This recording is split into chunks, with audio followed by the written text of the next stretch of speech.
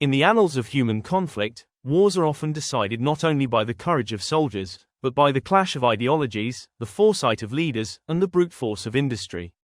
In the late 1930s, a new, terrifying ideology was consuming Europe. The Third Reich, a machine of seemingly invincible military power, saw itself as the rightful heir to the continent, and perhaps, the world. Its leaders, supremely confident in their destiny, looked across the Atlantic at the United States of America and saw not a rival, but a decadent, enfeebled society, ripe for irrelevance. They saw a nation wrestling with economic depression, a people divided by politics and distracted by trivialities. Adolf Hitler himself dismissed America as a mongrel society, weakened by its diversity and its democratic ideals. To him, it was a decayed country with no future. Hermann Göring, the chief of the Luftwaffe, boasted that Americans were masters of making only razor blades and refrigerators. The consensus within the Nazi high command was clear. America was a commercial giant with feet of clay, a sleeping power they had no need to fear. They believed its people had grown soft, its will to fight eroded by comfort and capitalism. This was not merely arrogance.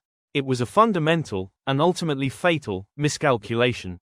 The America of that era did, on the surface, present a picture of vulnerability. The Great Depression had left deep scars on the national psyche. A powerful wave of isolationism swept the country, a deep-seated desire to avoid the entanglements of another savage European war. The United States military was a shadow of its future self, the 17th largest in the world, smaller than that of Portugal or Romania. Its army was under-equipped, its air corps flying planes that were already obsolete. To the hardened strategists of the German General Staff, America was a paper tiger. Its industrial potential, while vast, seemed impossibly difficult to mobilize, shackled by labor disputes, corporate rivalries, and a government that seemed to lack the totalitarian efficiency they so admired. But on December 7, 1941, the world shifted on its axis. The attack on Pearl Harbor did not shatter American resolve, it forged it into a diamond-hard weapon of singular purpose. In a radio address to the nation, President Franklin D. Roosevelt articulated a new reality. He spoke not just of retribution, but of a monumental task that lay before the American people. He declared, "We must be the great arsenal of democracy." It was a promise, a challenge, and a threat. The sleeping giant was awake, and it was filled with a terrible resolve. The leaders in Berlin, who had so smugly dismissed American character, were about to learn a lesson not in politics or philosophy, but in the cold, hard arithmetic of industrial warfare. The weapon that would best embody this new American resolve was a four-engine, high-wing, slab-sided behemoth, the consolidated B-24 Liberator. It was not as famous as its contemporary, the B-17 Flying Fortress, but in many ways, it was the more essential tool of war. It could fly farther, faster, and carry a heavier bomb load. It was the perfect instrument for the brutal, grinding strategy of long-range daylight bombing, a campaign designed to reach deep into the heart of Germany and systematically destroy its ability to wage war. The Allied command needed them not by the hundred, but by the thousand. They needed a river of bombers flowing ceaselessly across the Atlantic. The problem was that in 1941, airplanes were not built, they were crafted. Aircraft manufacturing was the domain of skilled artisans, working in small teams, assembling each complex machine by hand. The process was painstakingly slow. A single B-24 bomber was comprised of more than 1.5 million individual parts. To produce them on the scale the war demanded seemed like a fantasy. Under the existing system, it would take years to build the air armada that was needed in a matter of months. A new way of thinking was required. The challenge was laid at the feet of American industry. The call went out to the one sector that had mastered the art of production on a scale the world had never seen, the automobile industry. In Detroit, making millions of complex machines was not a miracle, it was a daily routine. And at the heart of that world was the Ford Motor Company. Its founder, Henry Ford, was a towering and controversial figure. He was the man who had put the world on wheels, the visionary who perfected the moving assembly line. But he was also a stubborn isolationist, an autocrat who had once accepted a medal from Nazi Germany. Initially, Ford was resistant. He had no interest in building what he called instruments of destruction. The task of convincing him, and then of executing the impossible, fell to his production chief, Charles "Cast Iron Charlie" Sorensen. Sorensen was Ford's brutal but brilliant right-hand man, a master of mass production. Where others saw an airplane, with its bewildering complexity and need for precision, Sorensen saw a product.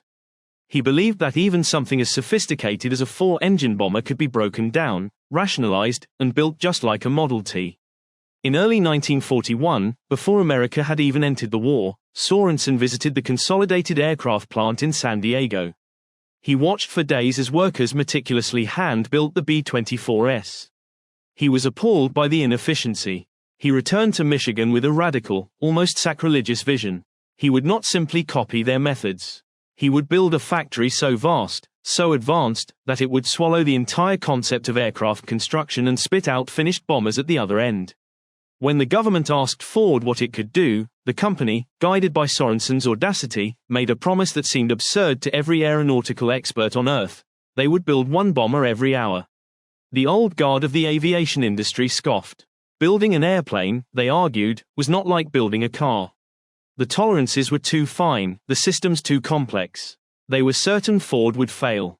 The vision began to take shape on a stretch of farmland and marsh 25 miles west of Detroit.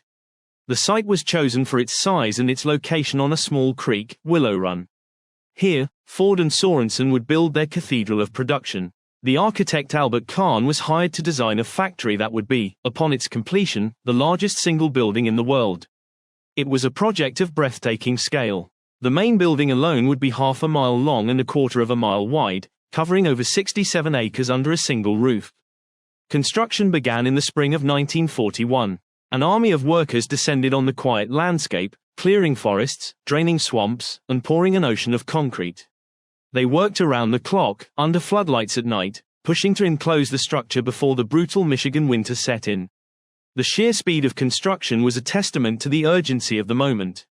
The structure rising from the Michigan soil was more than just a factory. It was a physical manifestation of America's industrial will, a declaration of intent written in steel and glass. While the factory was being built, Charlie Sorensen undertook his own monumental task. He had to deconstruct the B-24 Liberator, not with a wrench, but with a pen. He and his engineers broke the entire aircraft down into thousands of components and then reconceived its construction as a series of major, manageable sub-assemblies. The wing sections, the fuselage, the nose, the tail, each would be built on its own separate, smaller assembly line. These massive components would then be brought together for final assembly on a single, colossal line that stretched for more than a mile. It was a revolutionary concept for the aviation industry, applying the relentless logic of the automotive world to the delicate art of the airplane. But a factory, no matter how large, is just an empty shell without its people. And Willow Run would need people by the tens of thousands. The call for workers went out across a nation still emerging from the Depression. They came from every corner of the country, a great internal migration driven by patriotism and the promise of a steady paycheck. They came from the hills of Appalachia and the dust-blown farms of Oklahoma, people who had never seen a factory, let alone worked in one. They were farmers, shopkeepers, mechanics, and housewives, an army of civilians ready to build the tools of war. Among them were women, who answered the call in numbers never seen before. They would become the iconic Rosie the Riveters, trading aprons for overalls and kitchen utensils for pneumatic rivet guns. A young woman named Mary, who had spent her life on a small farm in Kentucky, found herself staring at a massive, bewildering blueprint for a bomber's wing. Within weeks, she was leading a team of riveters, her hands, once used to tending a garden, now ensuring the structural integrity of a machine that would fly into combat thousands of miles away. Life for these new industrial soldiers was hard. The area around Willow Run was unprepared for the massive influx. Housing was desperately scarce. Workers lived in hastily constructed government dormitories, crowded trailer parks, and makeshift shelters. They called the sprawling, muddy trailer cities, Bummerville. Social tensions flared between the local population and the newcomers, derisively called hillbillies. The work itself was grueling, the hours long, the noise of the factory floor a constant, deafening roar. Yet, a powerful sense of purpose took root. They weren't just punching a clock. They were building the planes their sons, husbands, and brothers would fly. Every rivet was a blow against the enemy, every completed wing a promise of victory. In May of 1942, the great factory was formally dedicated. The assembly line, the longest and most complex in the world, stood ready. The machines were powered up, the workers were in place. And then, everything fell apart. The initial phase of production at Willow Run was a catastrophic failure. The audacious promise of a bomber an hour became a bitter joke. The press, once in awe of the project, began to call it Willit Run. The factory, intended as a symbol of American might, was becoming an emblem of embarrassing incompetence. The problems were legion. The automotive principle of stamping large metal parts, so efficient for car bodies, proved disastrous for aircraft. The aluminum alloys used for planes were less malleable, and the stamped parts emerged warped and unusable. The supply chain, managed by Ford's insular and often arrogant purchasing department, was in chaos. Critical parts from outside vendors failed to arrive, while mountains of useless components piled up. The mile-long assembly line, Sorensen's masterpiece, was often a stationary monument to frustration, waiting for a single, missing part to arrive. The workforce, though willing, was green. These former farmers and housewives had to be trained from scratch for highly technical work, and the turnover rate was enormous. A young man named David, an engineering graduate from the University of Michigan, recalled the sheer chaos of those first months. He described wings that wouldn't fit onto fuselages, wiring harnesses that were too short, and a constant, desperate improvisation on the factory floor just to get a single plane assembled. The precision required for an aircraft, where a misplaced rivet could mean catastrophic failure at 20,000 feet, was a world away from the more forgiving tolerances of an automobile. Adding to the turmoil were the internal politics of the Ford Motor Company itself. Henry Ford, aging and erratic, frequently meddled, while his thuggish security chief, Harry Bennett, fostered an atmosphere of fear and paranoia that stifled communication and problem-solving. Cast Iron Charlie, Sorensen, the very architect of the plan, found his authority undermined. The dream was turning into a nightmare, and the Allied war effort, desperately awaiting the promised bombers, could not afford to wait. The grand experiment at Willow Run was on the brink of collapse. Faced with a brewing disaster, the American spirit of improvisation and dogged persistence took hold. The federal government, losing patience with Ford's mismanagement, stepped in. The Army Air Forces placed officers inside the plant to untangle the snarled supply chain, coordinating with the hundreds of subcontractors to ensure a smooth, predictable flow of parts. The problem of stamping was solved by reverting to more traditional, and more precise, methods of riveting and forming individual aluminum sheets, even if it meant sacrificing some of Sorensen's initial mass production purity. Sorensen, his authority now bolstered by the government, worked with a relentless fury. He and his team of Ford men lived in the plant, sleeping on cots, analyzing every bottleneck, retooling every station, and retraining every crew. They broke down the incomprehensibly complex tasks into smaller, simpler, repeatable actions. A worker no longer needed to know how to build a whole wing. They just needed to master the drilling of a specific set of holes, or the placement of a particular series of rivets, over and over, with perfect precision. Slowly, painstakingly, the chaos began to resolve into a rhythm. The workers, no longer intimidated by the scale of the task, grew in skill and confidence. The Willow Run spirit began to emerge, a fierce pride in their work and a shared sense of mission. They were no longer just a collection of individuals, they were an army, and the factory floor was their battlefield. The mile-long line, once stagnant, began to move. First, it was a crawl. One plane, finished and tested, rolled out the massive hangar doors at the end of the line. Then another, the next day. Soon, it was one plane every shift. By the fall of 1943, the trickle had become a steady stream. The noise in the factory was no longer the sound of chaos, but the percussive symphony of production. The hiss of pneumatic tools, the whine of electric drills, the thunderous crash of rivet guns, all coalesced into the sound of victory being forged. The assembly line became a living entity, a conveyor of conquest. At the start of the line, a simple keel beam was laid down. As it moved forward, the skeleton of the fuselage took shape, then the great wings were attached, then the engines, the cockpit, the plexiglass nose, the gun turrets. By 1944, Willow Run was operating at a level that defied belief. The production numbers climbed relentlessly. 100 planes a month became 200, then 300, then 400. At its absolute peak, in the spring of 1944, the promise that had once seemed so laughable was not only met, it was exceeded.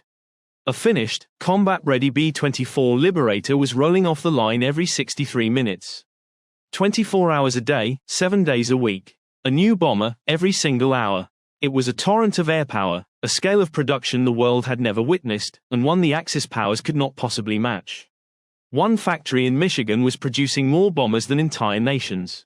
The German leadership's arrogant dismissal of American industry had come back to haunt them, embodied in an endless stream of silver wings rising from the heart of the Midwest. This river of aluminum and steel, flowing from Willow Run and other American factories, fundamentally changed the nature of the war in Europe. It enabled the Allied High Command to fully unleash the combined bomber offensive, a relentless, round-the-clock aerial assault on the Third Reich. While the British Royal Air Force bombed by night, the American 8th and 15th Air Forces, equipped with thousands of B-17s and B-24s, took on the terrifying duty of daylight precision bombing. Their mission was to systematically dismantle Germany's industrial capacity, to destroy the factories that built its tanks, the refineries that produced its fuel, and the rail yards that moved its armies. For the young men who flew these planes, it was a journey into the mouth of hell. The average age of a bomber crewman was just 22. A farm boy from Iowa or a student from California would find himself at 25,000 feet over Germany, in the unpressurized, unheated fuselage of a B-24, where temperatures dropped to 50 degrees below zero. He would be the commander of a 10-man crew in the $2 million machine, flying into a storm of anti-aircraft fire, the dreaded flak, that threw deadly shards of shrapnel through the thin aluminum skin of the plane. They flew in massive formations, hundreds of bombers forming a combat box for mutual defense. A pilot from the 44th Bomb Group recalled looking out his cockpit window and seeing nothing but American bombers from horizon to horizon. It was, he said, like the sky had turned to silver. You felt like nothing could stop you. But the German Luftwaffe rose to meet them, swarms of Messerschmitts and Focke-Wulfs tearing into the formations with cannons and rockets. The air battles were vast, brutal affairs fought miles above the earth. Every mission was a gamble with fate. The odds were grim. An aircrewman's tour of duty was 25 missions, but for much of 1943, the chances of completing that tour were less than 50%. From the ground, the spectacle was one of terrible awe. A German teenager in Hamburg recalled the sound, first a distant, low hum that grew into a deep, earth-shaking roar, as if the sky itself was tearing apart. And then, the sight. Not a few planes, but hundreds, a bomber stream that took almost an hour to pass overhead, glinting in the sun like malevolent stars, blotting out the sky. For the German High Command, this spectacle was the physical proof of their strategic blunder. Albert Speer, Hitler's Minister of Armaments and War Production, was a man who understood numbers. He saw the reports of American production, the staggering figures coming out of plants like Willow Run, and he knew the war was mathematically lost. In his memoirs, Speer wrote of his astonishment. German industry, for all its vaunted efficiency, was being crushed by an avalanche of American production. He noted that every German attempt to increase aircraft output was met by an even greater, almost exponential, increase from the Americans. The very thing their ideology had taught him to despise, America's consumer-driven, free market, decadent society, had turned out to be its greatest weapon. It had created a system of logistics, mass production, and innovation that a centralized, totalitarian state simply could not replicate on such a scale. The river of bombers was the ultimate refutation of their entire worldview. But this triumph of production and strategy came at a staggering cost. The bomber offensive was one of the deadliest campaigns of the war. More than 26,000 American airmen were killed in the skies over Europe, a casualty rate higher than that of the Marine Corps in the Pacific. The planes built by the hands of women in Michigan were flown to their destruction by their sons and husbands. The letters home from the front were cherished, but every family with a loved one in the 8th Air Force lived in a state of quiet dread. The cost on the ground was also immense. Strategic bombing, while aimed at industrial targets, was an imprecise science. Thousands of bombs missed their marks, falling on residential areas, killing hundreds of thousands of German civilians and reducing ancient cities to rubble. This grim reality is an inescapable part of the story, a somber counterpoint to the triumphant narrative of production.